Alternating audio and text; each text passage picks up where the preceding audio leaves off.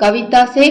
कविता पढ़कर तुम्हारे मन में चिड़िया का जो चित्र उभरता है उस चित्र को कागज पर बनाओ।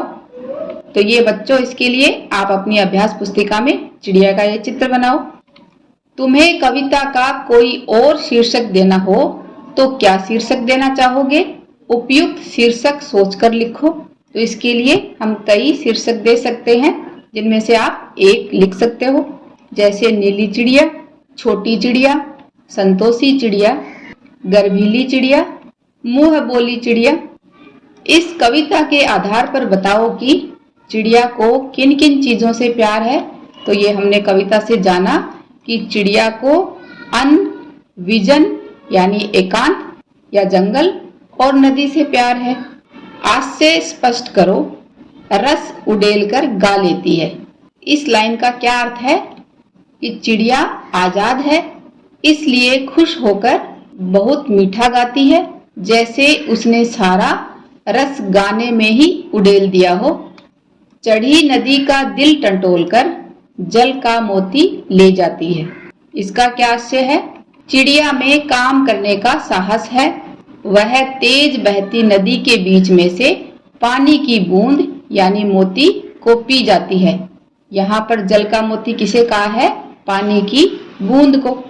लेखिका बचपन में इतवार की सुबह क्या क्या काम करती थी? तो लेखिका इतवार की सुबह अपने मोजों व स्टॉकिंग को धोने और अपने जूतों को पॉलिश करने का काम करती थी।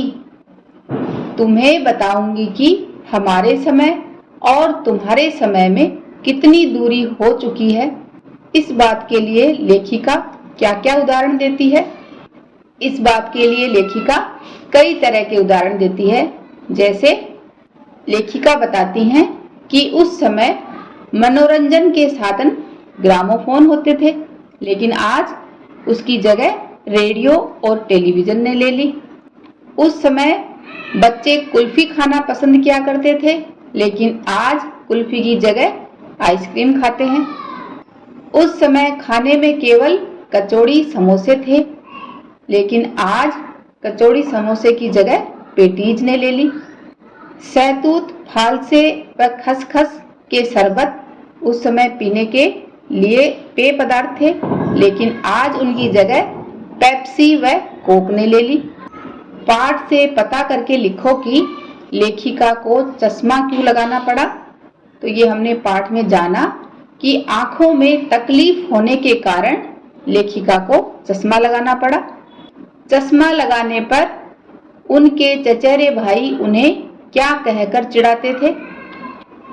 उनके चचेरे भाई कहते थे, देखो देखो कैसी लग रही है। उस पर हंसते थे, उसको चिढ़ाते थे।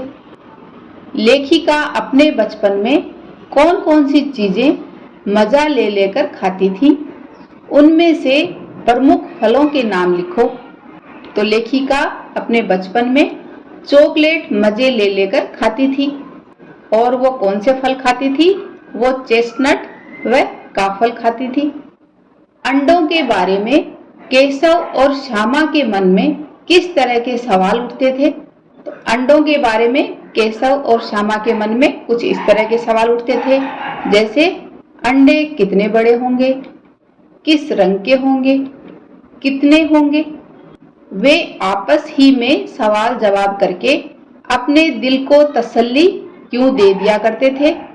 वे आपस में ही सवाल जवाब करके अपने दिल को तसल्ली दे दिया करते थे, क्योंकि केशव और श्यामा की उत्सुकता का जवाब देने वाला कोई नहीं था, क्योंकि इन दोनों के माता पिता अपने अपने कामों में व्यस्त थे। केशव ने श्यामा से चिथड़े यानी फटे पुराने कपड़े, थोड़े से टोकरी और दाना पानी मंगाकर कार्निस पर क्यों रखे थे? तो केशव ने ये सब काम किया क्यों? चिथड़े क्यों मांगे? ताकि चिड़िया के लिए आरामदायक बिस्तर बना सके। टोकरी अंडों को धूप से बचाने के लिए। दाना पानी वहीं पर रख दिया ताकि चिड़िया को घोंसला छोड़कर बार बार बच्चों से दूर ना जाना पड़े। केशव और श्यामा ने चिड़िया के अंडों की रक्षा की या नादानी? तो ये हमने कहानी से जाना कि दोनों ने नादानी करी। बच्चों ने नादानी में अंडों को छू लिया था। चांद से थोड़ी सी गप्पे, ये एक कविता है। आप पहने हुए हैं कुल आकाश के माध्यम से लड़की कहना चाहती है कि चांद तारों से जड़ी हुई चादर ओढ़कर बैठा है। चांद की पोशाक चारों दिशाओं में फैली हुई है। तुम किसे सही मानते हो? तो इसके लिए मैं कै को सही मानती हूँ, यानी चांद तारों से जड़ी हुई चादर ओढ़ कर बैठा है। कवि ने चांद से गप्पें किस दिन लगाई होंगी? इस कविता में आई बातों की मदद से अनुमान लगाओ और उसका कारण भी बताओ। तो ये बच्चों हमने कविता में जाना कि चांद 15 दिन घटता जाता है और 15 दिन बढ़ता जाता है।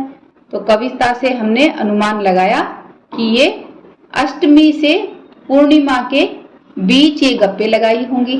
ये हमने किस आधार पर बताया, यानी इसका कारण क्या है कि कविता में हमने पढ़ा गोल है खूब मगर आप तिरछी नजर आते हैं जरा। कविता की इन पंक्तियों से पता चलता है कि चांद काफी हद तक गोल है, परंतु पूरा गोल नहीं हुआ है। पूरा गोल कब होगा? पूर्णिमा को, यानी पूर्णिमा से कुछ दिन पहले का वर्णन है। नई कविता में तुक या छंद के बदले बिम का प्रयोग अधिक होता है। बिम का अर्थ है कि अगर कविता पढ़ते पढ़ते हमारे मन में वो सारी तस्वीर भी हमारे आंखों के सामने आ जाए। बिम वह तस्वीर होती है जो शब्दों को पढ़ते समय हमारे मन में उभरती है। कई बार कुछ कवि शब्दों की ध्वनि की मदद से ऐसी तस्वीर बनाते हैं और कुछ कवि अक्षरों या शब्दों को इस तरह छापने पर बल देते हैं कि उनसे कई चित्र हमारे मन में बने। इस कविता के अंतिम हिस्से में चांद को एकदम गोल बताने के लिए कवि ने बिल्कुल शब्द के अक्षरों को अलग अलग करके लिखा है। इसको हम थोड़ा जोर लगाकर और इनमें बीच में स्पेस भी छोड़ा है, तो इससे पता चलता है कि बिल्कुल कहने का अर्थ है कि वह पूरी तरह गोल था। तुम इस कविता के और किन शब्दों को चित्र की आकृति देना चाहोगे? ऐसे शब्दों को अपने ढंग से लिखकर दिखाओ। तो इसके लिए हम कविता से कुछ इस तरह के अक्षरों को लिखेंगे जिससे चित्र की आकृति बन जाए। गोल, गोल, तिरछे। तो हमारे मन में जब ये शब्द पढ़ेंगे तो गोल आकृति, तिरछी आकृति ऐसे हमारे दिमाग में आया ना। साथ ही हाथ बढ़ाना, ये गीत है। इस गीत की किन पंक्तियों को तुम अपने आसपास की जिंदगी में घटते हुए देख सकते हो? तो इस गीत की इन पंक्तियों में हम अपने आसपास की जिंदगी को घटते हुए देख सकते हैं। जैसे साथ ही हाथ बढ़ाना, एक अकेला थक जाएगा, मिलकर बोझ उठाना, साथ ही हाथ बढ़ाना। सागर ने रास्ता छोड़ा, पर्वत ने शीश झुकाया, शाहिर ने ऐसा क्यों कहा है, लिखो। सागर में रास्ता बनाना नामुमकिन है, यानी असंभव है, लेकिन समुद्री जहाज बनाकर सागर पर रास्ते का निर्माण कर लिया है। उसी तरह पर्वत पर चढ़ने का रास्ता बनाकर भी हमने असंभव को संभव कर दिखाया, यानी पहाड़ ने इंसान के आगे सिर झुका दिया, इसलिए शायर ने ऐसा कहा। गीत में सीने और बाहों को फौलादी क्यों कहा गया है? क्योंकि जब इंसान अपने मजबूत इरादों के साथ कुछ करने की ठान लेता है तो वह फौलाद यानी लोहे की तरह मजबूती से काम करता है, इसलिए सीने और बाहों को फौलादी कहा है।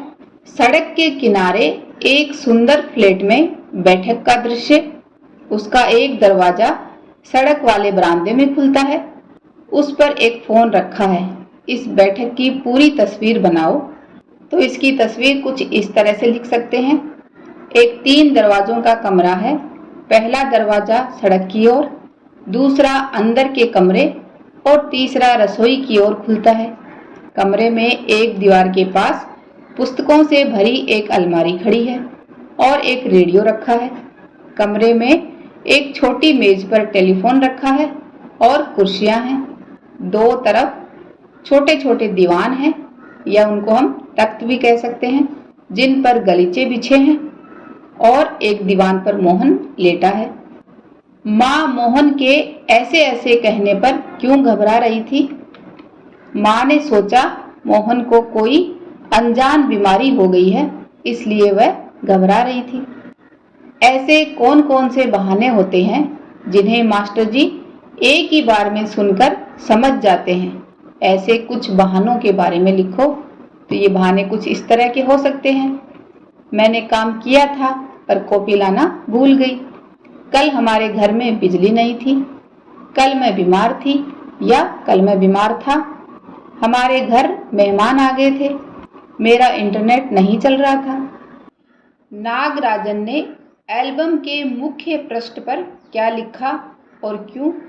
तो नागराजन ने एल्बम के मुख्य पृष्ठ पर लिखा, इस एल्बम को चुराने वाला बेशर्म है।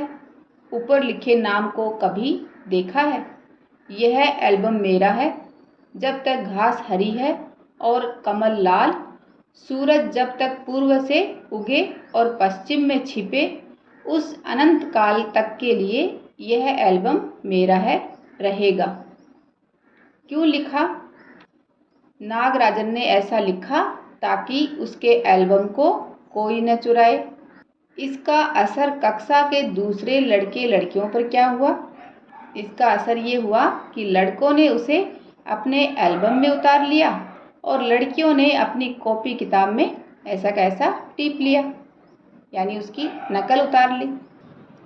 नागराजन के एल्बम के हिट हो जाने के बाद राजप्पा के मन की क्या दशा हुई? राजप्पा के मन की दशा खराब हुई। वह नागराज को घमंडी कहने लगा। उसे स्कूल जाना अच्छा नहीं लगता था। एल्बम चुराते समय राजप्पा किस मानसिक स्थिति से गुजर रहा था? तो एल्बम चुराते समय राजप्पा के मन में ईर्ष्या का भाव था। उसका पूरा शरीर जल रहा था, गला सूख रहा था और चेहरा तमतमा रहा था। राजप्पा ने नागराजन का टिकट एल्बम अंगीठी में क्यों डाल दिया? राजप्पा चाहता था कि पुलिस के आने पर उसके घर में एल्बम ना मिले, इसलिए टिकट एल्बम को पूरी तरह मिटाने के लिए उसे अंगीठी में डाल दिया। लेखक ने राजप्पा के टिकट इकट्ठा करने की तुलना मधुमक्खी से क्यों की? जिस तरह मधुमक्खी बहुत सारे फूलों से थोड़ा थोड़ा रस इकट्ठा करके शहद बनाती है। आपने बच्चों मधुमक्खी को शहद इकट्ठा करते देखा होगा कभी, कि वह एक एक फूल में जा जाकर थोड़ा थोड़ा रस लेकर आती है। वैसे ही एक एक टिकट इकट्ठा करके ही एल्बम बनता है। अगर हमारे वीडियो बन ही रहे हैं आपके फेवरेट, तो फिर क्यों ना करें इनको लाइक, सब्सक्राइब और रिकमेंड। हमें और बेहतर बनाने के लिए आप कर सकते हैं कमेंट। धन्यवाद।